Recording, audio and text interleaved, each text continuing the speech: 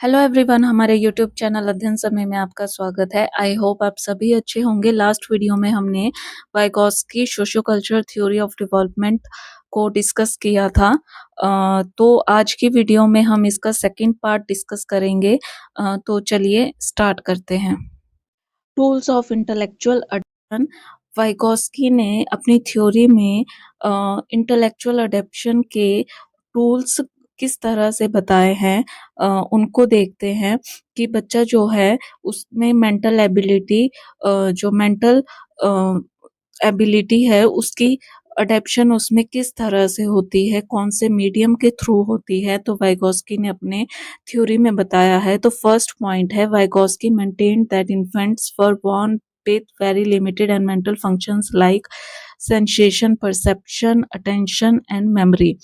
तो वाइगोत्स्की ने ये अपने थ्योरी में इस चीज़ को सपोर्ट किया है कि जो छोटे बच्चे होते हैं, इन्फेंट्स होते हैं, वो बहुत ही लिमिटेड मेंटल फंक्शन के साथ उनका जन्म होता है। लिमिटेड मेंटल फंक्शंस उनमें कौन से होते हैं, जैसे कि sensation, perception, attention and memory.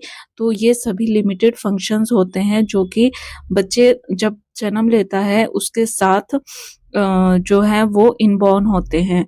Second point है, culture provides children the ability for divergent thinking. Divergent thinking जो है वो किस मीडियम से बच्चों में डिवेल्प होती है। तो कल्चर जो है डाइवर्जेंट थिंकिंग को डिवेल्प करने का काम करता है। देन थर्ड पॉइंट है, children acquires thinking and problem solving strategies from their interactions with the significant others in their socio cultural world. तो बच्चों में जो है थिंकिंग एबिलिटी और प्रॉब्लम सॉल्विंग स्ट्रेटजीज किस तरह से बनती है, थिंकिंग स्ट्रेटजीज किस तरह से बनती है, तो जो भी वो इंटरेक्शन करता है दूसरों के साथ अपने सोशियो कल्चर एनवायरनमेंट में, तो इंटरेक्शन के थ्रू ही जो है वो बच्चे जो है एक्वायर करता है थिंकिंग एबिलिटी को, और साथ में प्रॉब्लम सॉल्विंग स्ट्रेटजीज को जो है सोशियो कल्चर वर्ल्ड के साथ इंटरेक्शन करने के थ्रू बच्चों में डिवेल्प होती है। तो वाइगोत्स्की ने ये 3 पॉइंट्स बताए हैं इंटेलेक्चुअल अडेप्शन के टूल्स के, कि किस तरह से बच्चा अडेप्ट करता है। नेक्स्ट कॉन्सेप्ट है लैंग्वेज एंड थॉट। वाइगोत्स्की ने अपनी थ्योरी में लैंग्वेज पर इम्पोर्टेंस दी है, क्योंकि उन्होंने अपनी थ्योरी में ये बताया है कि बच्चे की डेवलपमेंट जो है उसकी कॉग्निटिव डेवलपमेंट इंटरेक्शन के थ्रू होती है, सोशल कल्चरल वर्ल्ड में जो इंटरेक्शन करता है उसके थ्रू होती है। तो इंटरेक्शन जब वो करता है तो उसमें जो है लैंग्वेज एक इम्पॉर्टेंट रोल प्ले करता है। तो as per Vygotsky language is a cultural tool. तो वाइगोत्स्की के अकॉर्डिंग लैंग्वेज क्या है, कल्चरल टूल है, जो कि किस चीज़ में हेल्प करता है, to transmit thoughts, ideas and beliefs from the socio cultural world to the self. तो जो लैंग्वेज है वो बच्चे को हेल्प करती है थॉट्स, आइडियाज और जो भी बिलीव्स हैं सोशो कल्चरल वर्ल्ड में, उसके आसपास के सराउंडिंग में, उस चीज़ को ट्रांसमिट करने में हेल्प करती है उसके अंदर, यानी कि सेल्फ के अंदर। उसमें जो भी आइडियाज और थॉट्स और बिलीव्स जो भी डिवॉल्व होते हैं वो सभी जो है ट्रांसमिशन की वजह से होते हैं, जो कि वो अपने आसपास के सोशो कल्चरल वर्ल्ड में ऑब्जर्व करता है। सेकंड पॉइंट है, children internalize language that they use in their social world by virtue of private speech or self talk। बच्चा जो है लैंग्वेज को किस तरह से एक्सेप्ट करता है, या फिर उसको किस तरह से जो है लैंग्वेज को एक्वायर करता है, वो जो है लैंग्वेज को जो भी सोशल वर्ल्ड में लैंग्वेज यूज़ की जा रही है, जिस एनवायरनमेंट में बच्चा रह रहा है, या फिर जिस कल्चर से वो बिलोंग करता है, जिस कल्चर में वो रह रहा है, जैसे कि अगर कोई बच्चा पंजाब में है तो वो पंजाबी बोलेगा, तो उसका सोशल वर्ल्ड जो है एक अराउंड पंजाबी पर्सन्स के अराउंड होगा। तो जो लैंग्वेज का एक्सेप्टेंस है वो चीज़ किस तरह से होती है, जो लैंग्वेज उसके आसपास के सोशल वर्ल्ड में जो लोग यूज़ करेंगे लैंग्वेज, वही लैंग्वेज वो एक्सेप्ट करता है।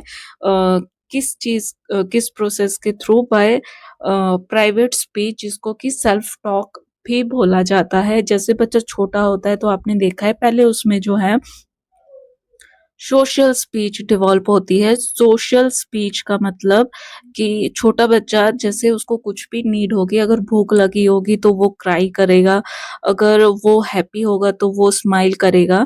तो ये एक तरह से सोशल स्पीच उसका मीडियम हुआ अपने थॉट्स को एक्सप्रेस करने का।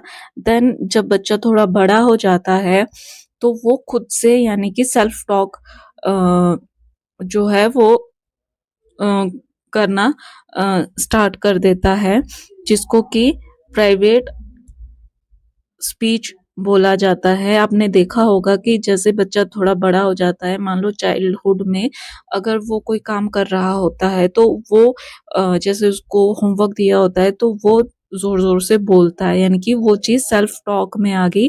और ये प्राइवेट स्पीच देन कन्वर्ट होती है इनर स्पीच में, कि जब बच्चा मतलब एडोलेसेंस पहुँचते-पहुँचते जब बच्चा कैपेबल हो जाता है कि जो भी थॉट उसके माइंड में चल रहे हैं, तो वो अपने माइंड के अंदर ही इंटरनली उनको जो है रिकॉग्नाइज कर रहा है। देन उनको वो इंटरनली जो है उनका समझ भी रहा है। तो जो भी थॉट प्रोसेस है वो उसका इंटरनली चलता है। तो इस तरह से वो सोशल स्पीच से स्टार्ट करता है और इनर स्पीच तक पहुंचता है। देन उसके बाद प्राइवेट स्पीच या प्राइवेट टॉक जो है क्या हेल्प करती है? Private talk helps in recognization of the mind in early childhood. तो प्राइवेट स्पीच अर्ली चाइल्डहुड के दौरान होती है और प्राइवेट टॉक जो है वो हेल्प करती है माइंड में जो थॉट प्रोसेस है उनको रीअरेंज करने के लिए। Since native language is deeply rooted in culture, it helps in promoting cultural values and cultural development। जबकि जो नेटिव लैंग्वेज है, जो लैंग्वेज सोसाइटी में यूज हो रही है, मतलब उसके सोशल वर्ल्ड में जो लैंग्वेज यूज हो रही है, उसके कल्चर जिस कल्चर से वो बिलोंग करता है, तो जो लैंग्वेज कल्चर में यूज हो रही है, जहाँ पे बच्चा रह रहा है, तो वो उसकी नेटिव लैंग्वेज है, जो कि उसके अंदर मतलब बचपन से बैठ गई होती है, डीपली रूटेड होती है, जो कि उसको हेल्प करती है कि वो अपने कल्चर वैल्यूज और कल्चर डेवलपमेंट को प्रमोट करने के लिए हेल्प करती है। जैसे कि अगर कोई मान लो इंडिया से अगर यूके जा रहा है, तो वो एक तरह से अपने कल्चर वैल्यूज भी उस पर्सन के साथ वो अपने कल्चर वैल्यूज भी वहाँ पे साथ में लेके जाता है। तो इस तरह से जो नेटिव लैंग्वेज है वो बच्चों में डीपली रूटेड होती है, जो कि उनको कल्चर वैल्यूज को प्रमोट करने में हेल्प करती है। अब हम एजुकेशनल इम्प्लीकेशन देखते हैं वाइगोस्की की थ्योरी के। तो सबसे पहले है peer tutoring and group learning. तो एजुकेशनल इम्प्लीकेशन क्या है वाइगोस्की की थ्योरी का? कि पीयर ट्यूटोरिंग को प्रमोट करता है, ग्रुप लर्निंग को प्रमोट करता है, क्योंकि पीयर ट्यूटोरिंग मतलब अपने सेम एज ग्रुप में वो इंटरेक्शन करेगा, ग्रुप लर्निंग में भी वो सेम एज ग्रुप में इंटरेक्शन करेगा, तो वहाँ से वो जो है मॉरल वैल्यूज भी सीखता है। देन कॉर्पोरेशन की फीलिंग भी वो उसको वैल्यूज में डिवॉल्व होती है। तो पीयर ट्यूटोरिंग और ग्रुप लर्निंग जो है, फर्स्ट इसका एजुकेशनल इम्प्लीकेशन हो गया। जैसे अगर उसको कोई कॉन्सेप्ट समझ में नहीं आया और वो पीयर ट्यूटोरिंग में जो बच्चा टीचर से हेजिटेट करता है पूछने के लिए, तो वो ग्रुप लर्निंग और पीयर ट्यूटोरिंग के थ्रू जो है वो डिस्कस करता है जिस चीज में उसको डाउट्स आते हैं। देन सेकंड है लर्निंग गोल्स में be created to help the child, the goal must be within his her their abilities. साथ में वाइगोस्की की थ्योरी जो है लर्निंग गोल्स को क्रिएट करने में भी हेल्प करती है, क्योंकि जो गोल्स क्रिएट होंगे वो बच्चे की एबिलिटी के अकॉर्डिंग क्रिएट किए जाते हैं। देन थर्ड वन है वैल्यूइंग वंस कल्चर। जब बच्चा जो है इंटरेक्शन करेगा अदर पर्सन के साथ, एडल्ट्स के साथ, मोर नॉलेजेबल पर्सन के साथ, टीचर्स पेरेंट्स के साथ, तो उसमें जो है कल्चर वैल्यूज भी डिवॉल्व होगी, जो कि कल्चर वैल्यूज़ को प्रमोट करेगा और साथ में ट्रांसफ़र भी करेगा। जब वो एक जगह से दूसरी जगह जाता है तो साथ में जो पर्सन है वो अपनी कल्चरल वैल्यूज़ को भी साथ में लेके जाता है। देन नेक्स्ट है रेसिप्रोकल टीचिंग। रेसिप्रोकल टीचिंग का मतलब है कि जो स्टूडेंट है वो टीचर की हेल्प करता है और जो टीचर है वो स्टूडेंट की हेल्प करता है। तो किस मीडियम से? Bye dialogue. रेसिप्रोकल टीचिंग जो होती है वो बाय डायलॉग प्रोसेस के थ्रू रेसिप्रोकल टीचिंग की जाती है। देन नेक्स्ट है emphasises importance of cultural tool in learning. Vygotsky ने अपनी थ्योरी में जो है किस पर फोकस किया हुआ है? कल्चरल टूल्स कौन से हैं उन चीज को इम्पोर्टेंस दी हुई है, कल्चरल टूल्स को इम्पोर्टेंस दी हुई है कि लर्निंग के प्रोसेस में जो है कल्चरल टूल्स जो है वो एक इम्पॉर्टेंट रोल प्ले करते हैं। कल्चरल टूल्स में आपकी लैंग्वेज आ जाती है, यानी कि जो लैंग्वेज है वो लर्निंग में इम्पॉर्टेंट रोल प्ले करते हैं। देन उसके बाद कॉर्पोरेटिव लर्निंग एक्टिविटीज, बच्चे में जो है वो कॉर्पोरेटिव लर्निंग एक्टिविटीज करता है। जब वो इन सब एक्टिविटीज में कॉर्पोरेटिव लर्निंग एक्टिविटीज में इन्वॉल्व होता है तो कॉर्पोरेटिव मतलब इसमें जो है मिक्स्ड एज ग्रुप के बच्चे जो हैं एक साथ काम करते हैं, उनको एक्टिविटी दे दी जाती है और ग्रुप बना दिया जाता है। कॉर्पोरेटिव ग्रुप का मतलब है जहाँ पे मिक्स्ड एज बच्चों का जो है ग्रुप बना दिया जाता है और वो साथ में जो है लर्निंग एक्टिविटीज को करते हैं। तो कॉर्पोरेटिव लर्निंग जो है वो भी एजुकेशनल इम्प्लीकेशन है वाइगोस्की की थ्योरी का। देन नेक्स्ट वन है the importance of play and its role in learning.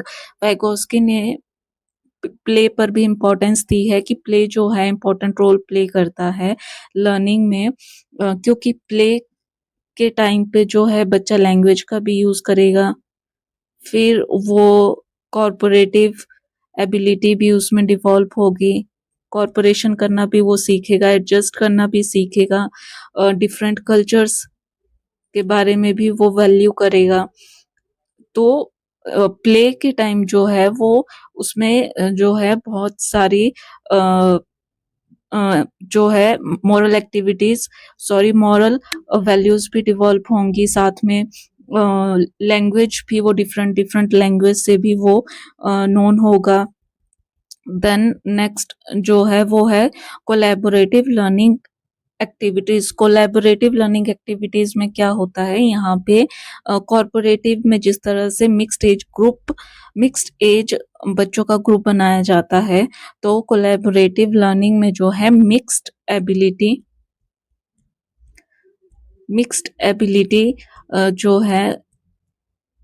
Ability बच्चों का जो है ग्रुप बनाया जाता है और वो एक साथ काम करते हैं। तो ये सभी जो है वाइगोस्की की थ्योरी के एजुकेशनल इम्प्लीकेशन है। आई होप आपको मेरी वीडियो पसंद आए और आपको मेरा एफर्ट भी अच्छा लगे। चैनल को प्लीज सपोर्ट करें, आपका सपोर्ट जो है मुझे बहुत मोटिवेशन देता है वीडियो बनाने के लिए। चैनल को सपोर्ट करने के लिए लाइक करें, शेयर करें, सब्सक्राइब करें और कमेंट करके ज़रूर बताएं आपको वीडियो कैसी लगी। Thank you.